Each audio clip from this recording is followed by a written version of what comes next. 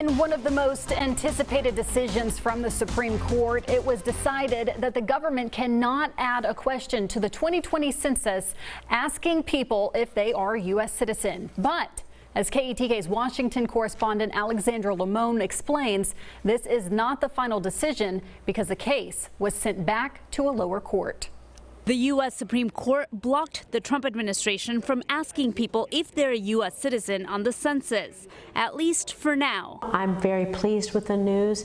I'm glad the Supreme Court ruled that way. A group of states led by New York sued to stop the administration, saying the addition of a citizenship question would lead to an undercount. Nevada Senator Jackie Rosen says that would be detrimental to many states. Community grants or state grants are based in that, even our representation. States like California and Texas could lose seats in Congress, and the census determines which states get hundreds of billions of federal dollars for things like schools and roads. In the majority opinion, Chief Justice Roberts wrote that the government failed to give a good enough reason of why the citizenship question was being added to the census. The idea that his motivation for adding a citizenship question on the census was to enforce the Voting Rights Act made absolutely no sense. However, Hans von Spakovsky with the Heritage Foundation says the High Court did not rule the question is unconstitutional. The Justice Department, which represents the government, has got to provide more evidence, more information, more data